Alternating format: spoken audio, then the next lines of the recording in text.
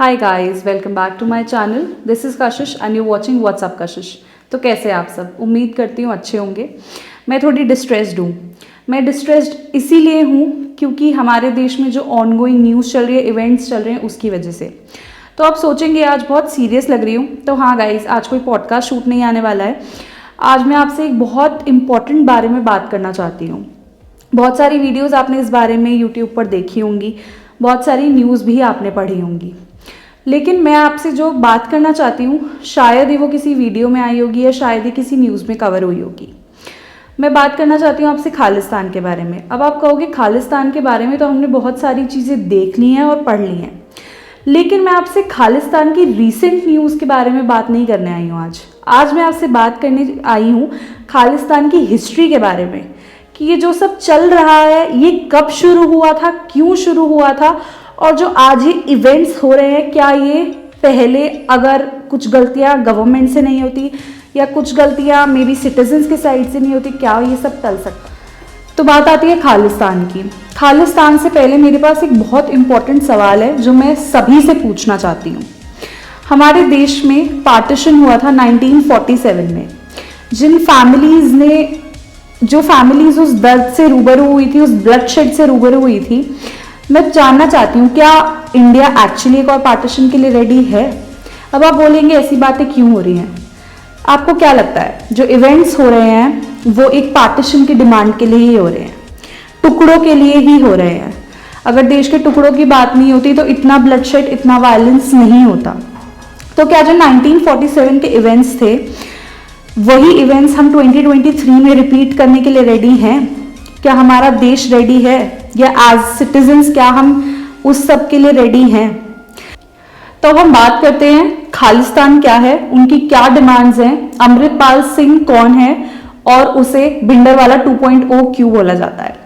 अमृतपाल को जानने से पहले बहुत ज्यादा जरूरी है कि हम भिंडरवाला के बारे में जाने, डिमांड्स जाने, खालिस्तान कहां से शुरू हुआ था, कहां अब है, उसकी स्टैब्लिशमेंट के पीछे क्या क्या रहा है।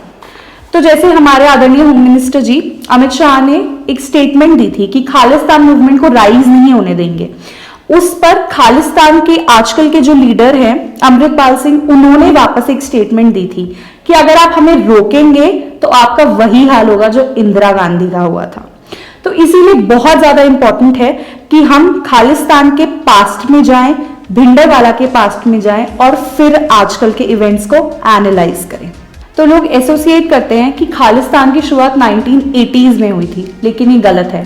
खालिस्तान की डिमांड और खालिस्तान की बनने की चाह 1930s में ही आ गई थी, जब ब्रिटिशर्स डिसॉल्व हो रहे थे, ब्रिटिश एम्पायर हमारे देश से जा रहा था। जब ये डिमांड आई थी 1930s में कि सिक्स एक सेपरेट नेशन चाहते हैं जिसका नाम हो खालिस्तान। ये डिमांड जब रखी गई थी जब मुस्लिम लीग ने लाहौर रेजोल्यूशन के दौरान ये चाहा था कि जो पंजाब है वो एक मुस्लिम स्टेट बन जाए।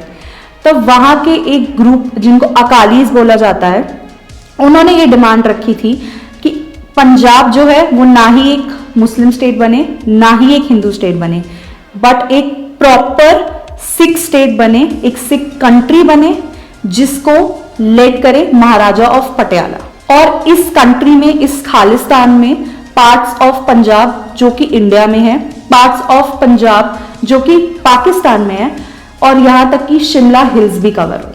अब इससे बात आती है ये अकालीज हैं कौन, ये कहां आए थे। तो अकाली दल एक ऐसी पॉलिटिकल ऑर्गेनाइजेशन है, एक ऐसी पॉलिटिकल पार्टी है जो 1920s में राइज अप हुई थी। ये कोई रीसेंट पार्टी नहीं है, इसको बने हुए भी ऑलमोस्ट 100 ईयर्स प्लस हो चुके हैं। तो इनकी डिमांड आज से एक नए स्टेट के लिए, एक नई कंट्री के लिए नहीं है, एक सेपरेट कंट्री के लिए नहीं है। इनका आइडियोलॉजी सेपरेटिज्म की आइडियोलॉजी, सेपरेटिस्ट कंट्री की आइडियोलॉजी 100 ईयर्स बैक की है। तो इससे हमें पता चलता है कि क्या मतलब इनके दिमाग में ऐसा क्या था कि ये 100 साल से एक ही डिमांड पे हैं। शांत होते हैं फिर होता है, शांत होते हैं फिर ये सारी चीजें बढ़ने लगती हैं। तो आपके हिसाब से हमें क्या करना चाहिए, हमारी गवर्नमेंट को क्या करना चाहिए कि हम इसको जड़ से निकालें? क्योंकि आप सब जानते हो अगर एक स्टेट एक नई कंट्री बनने की डिमांड कर रही है, तो सारी स्टेट्स धीरे धीरे वही डिमांड करेंगी।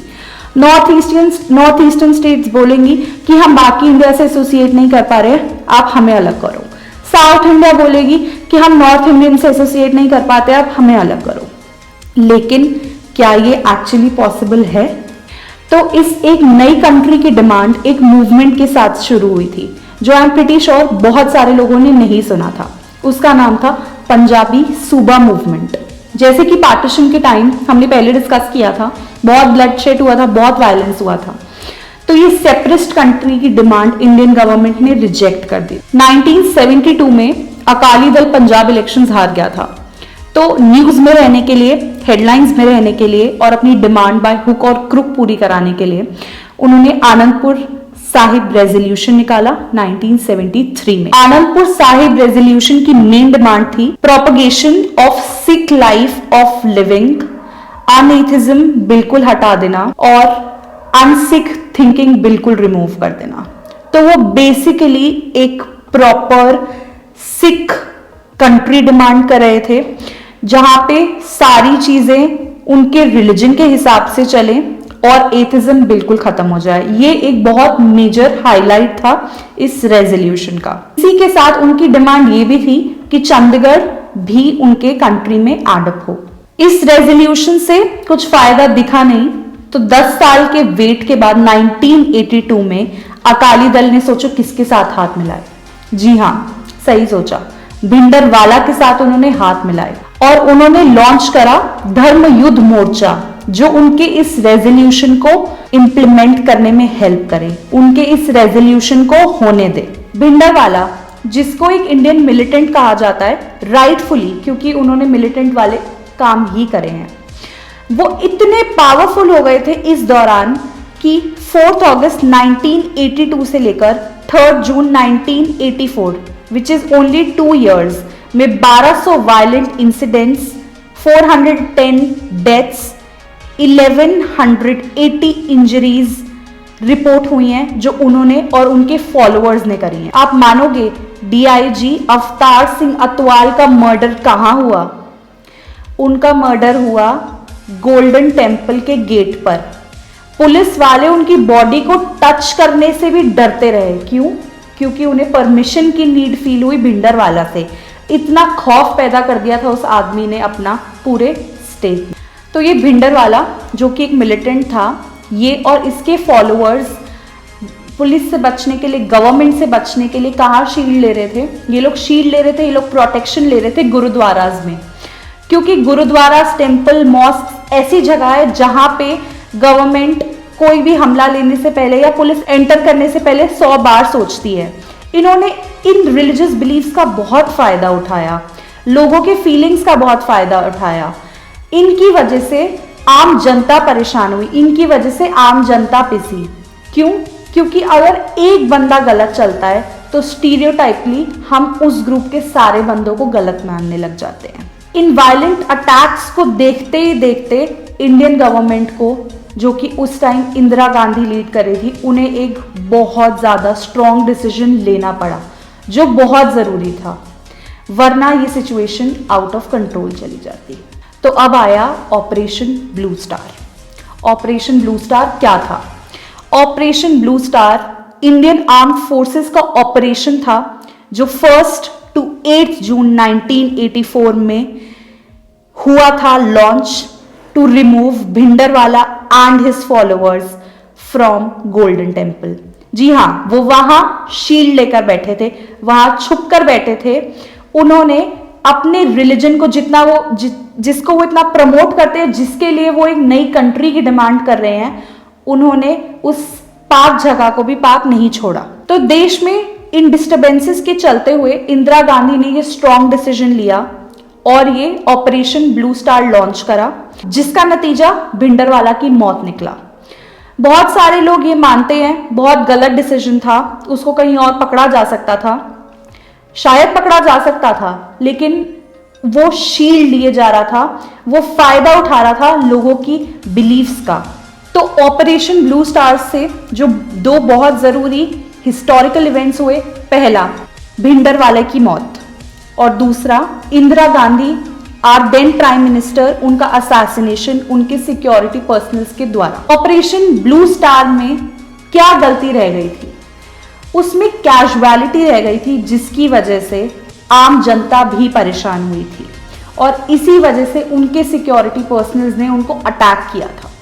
तो गाइस, खालिस्तान के बारे में ये पार्ट 1 वीडियो थी जिसमें हमने डिस्कस करा। मैंने आपको बताया कि खालिस्तान कब शुरू हुआ था, किसने शुरू करा था, भिंडरवाला एक्चुअली कौन था और गवर्नमेंट ने उसको रोकने के लिए क्या करा था। हम जानते हैं इस देश में कोई एक रिलीजन नहीं है, कोई एक रिलीजन इस देश को कभी नहीं चला सकता है। ये देश इतने सालों से इतने स्मूथली इसीलिए चल रहा है क्योंकि यहाँ के सारे सिटीजन्स आपस में मिलजुल कर रहते हैं। तो हमें यही फीलिंग हमेशा आगे तक लेकर जानी है। जो आजकल इवेंट्स हो रहे हैं, हमें इनको रोकना है। हम एक और पार्टीशन अफोर्ड नहीं कर सकते, हम इतना वायलेंस नहीं अफोर्ड कर सकते। एक मिडिल क्लास आदमी नया देश नहीं चाहता है, वो चाहता है कि उसके घर पे हार्मनी रहे, उसके आसपास हार्मनी रहे, वो अपने बच्चों को अच्छे स्कूल में एजुकेट कर पाए।